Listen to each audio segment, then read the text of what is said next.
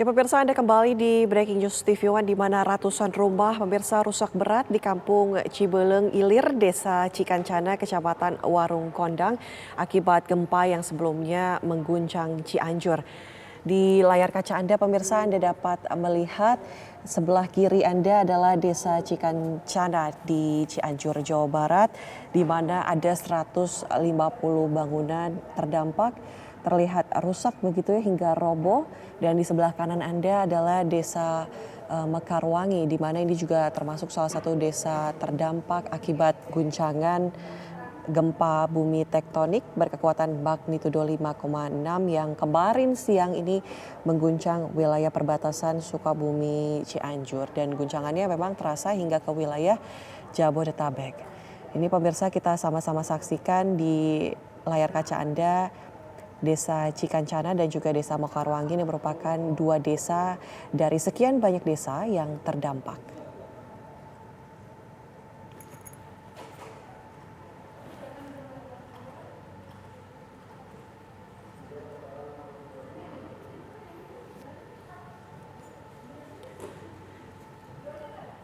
Ya pemirsa, dan tentunya berjatuhan korban akibat gempa bumi tektonik berkekuatan magnitudo 5,6 ini di Desa Cikancana dan juga Desa Mekarwangi.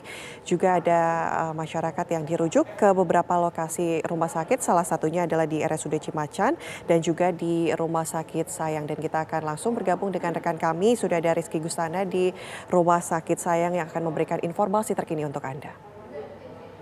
Iya, Rizky, bagaimana kondisi saat ini di Rumah Sakit Sayang? Apa masih banyak korban yang merujuk ke rumah sakit tersebut?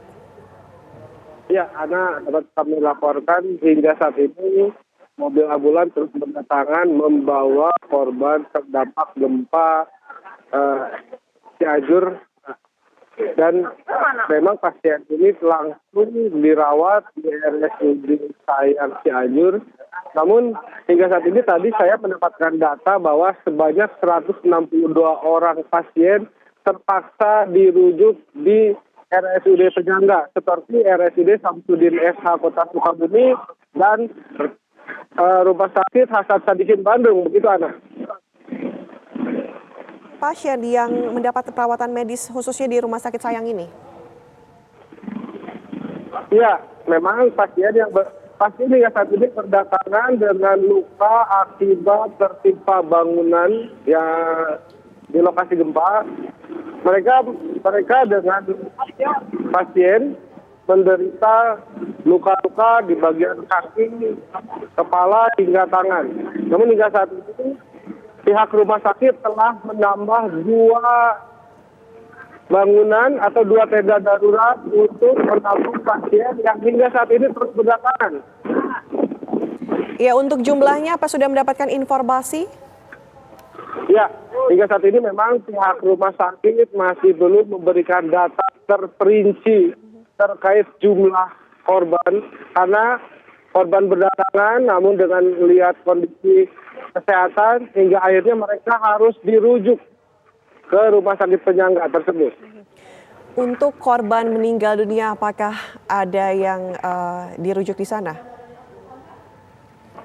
Ya, tadi pun ada beberapa orang yang ketika dirawat di Rumah Sakit Sayang ini ada yang kondisinya langsung meninggal dunia dan langsung dibawa pihak keluarga.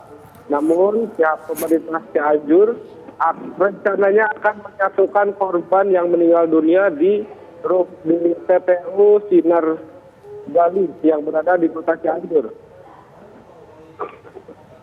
Akan disatukan begitu dari seluruh rumah sakit di Cianjur kah, atau khusus dari Rumah Sakit Umum Daerah Sayang saja? Ya, tadi pemerintahan Kabupaten Cianjur memang sudah mengalokasikan daerah namanya Sinar Laya, TPU Sinar Laya yang berada di Kota Cianjur, dan tadi pun sempat ditinjau langsung oleh Gubernur Jawa Barat Ridwan Kamil, di mana tempat itu akan dijadikan tempat pemakaman umum massal bagi korban gempa Cianjur. Gitu, Ana. Ya, informasi dari RSUD Sayang sendiri, Rizky, bagaimana dengan kondisi, apakah masih cukup tim medis yang dikerahkan di rumah sakit tersebut?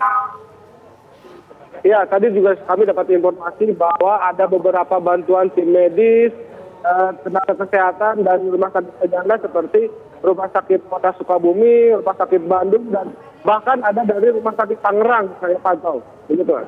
Artinya ada bantuan medis yang dikerahkan begitu ya? Ya, banyak sekali bantuan medis yang berdatangan dan langsung mereka melakukan asesmen terhadap pasien sehingga mereka membawa pasien tersebut ke ruangan baru yang dibangun oleh Brimob dan Kementerian Sosial. Rizky, ini kami dengar suara sirene ambulans, artinya masih banyak ambulans yang hilir mudik begitu yang menuju ke rumah sakit untuk membawa korban atau menjemput korban, seperti apa, Rizky? Ya, betul, Ana. Jadi ambulan hingga saat ini setiap detiknya terus berdatangan dengan kategori ada satu yang membawa pasien korban bencana gempa tersebut dan ada yang merujuk ke rumah sakit penyangga untuk mendapatkan perawatan lebih lanjut, Ana. Oke, artinya tadi Anda katakan kurang lebih 162 pasien ini sudah dirujuk di RSUD Penyangga begitu ya. Bisa diinformasikan kepada kami untuk RSUD Penyangganya di mana saja? Mungkin masyarakat ada yang ingin langsung menuju ke sana karena melihat tadi Anda katakan bahwa RSUD Sayang ini masih banyak pasien yang berdatangan begitu. Iya, kami dapat informasi dari pihak Direktur Rumah Sakit RSUD Sayang Cianjur ini sebanyak 162 orang hingga tadi pagi telah dirujuk ke Rumah Sakit Penyangga. Di mana Rumah Sakit Penyangga ini ada Rumah Sakit Samsudin SH Kota Sukabumi, Rumah Sakit Hasan Sadikin Bandung, begitu, Ana. Oke, ada yang hingga menuju ke Bandung begitu ya untuk mendapatkan perawatan medis lebih lanjut. Lantas, Rizky, bagaimana dengan kondisi di sekitar? Apakah kemudian sudah kondusif, sudah berjalan normal? Mengingat kemarin ini guncangan gempa bumi tektoniknya cukup besar begitu ya hingga menghancurkan dan juga merobohkan bangunan-bangunan dan juga memakan korban ini.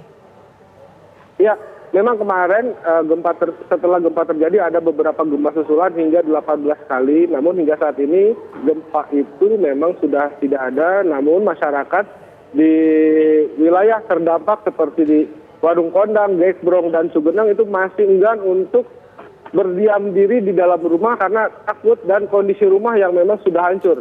Mereka terpaksa mendirikan tenda secara mandiri di lapangan dengan alas dan tenda seadanya. Begitu, Ana.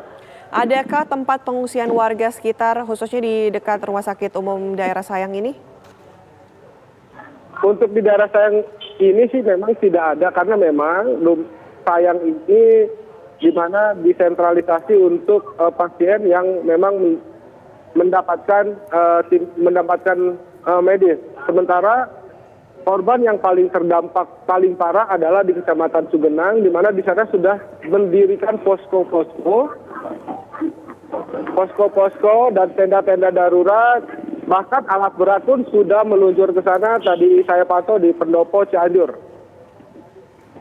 Ini kami mendapatkan gambar visual dari Anda, Rizky. Kalau kita melihat ini rumah sakit juga turut terdampak begitu ya, kaca-kaca terlihat runtuh, kemudian ada bangunan yang ambruk. Ini rumah sakit juga artinya terdampak dengan guncangan tersebut.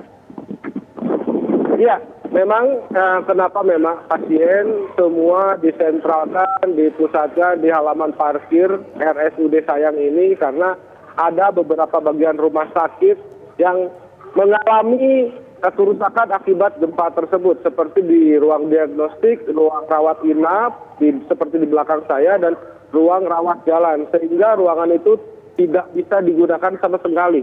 Sehingga pasien yang terkena dampak dari gempa tersebut terpaksa berada di lapangan parkir dengan tenda yang didirikan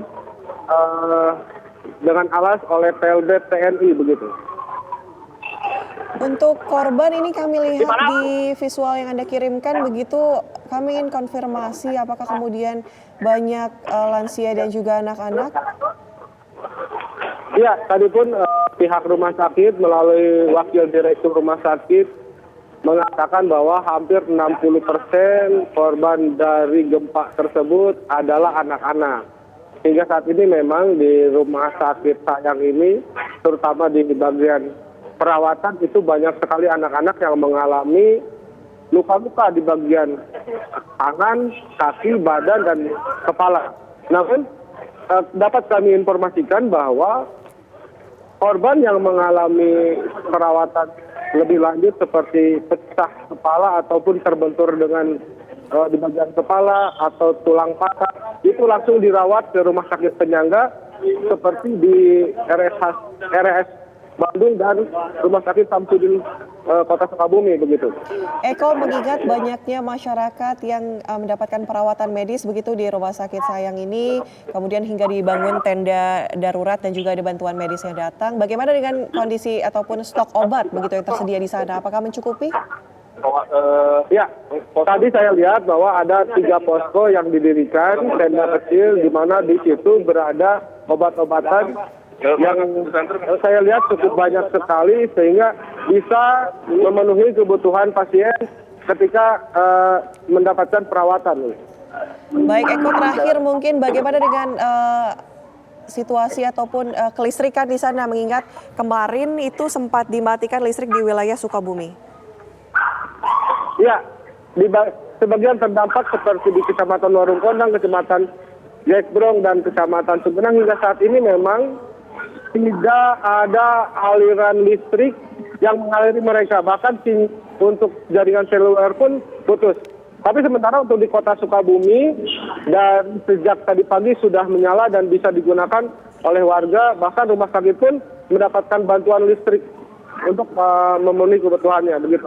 Baik, terima kasih Rizky Gustana mengabarkan langsung dari RSUD Sayang Cianjur.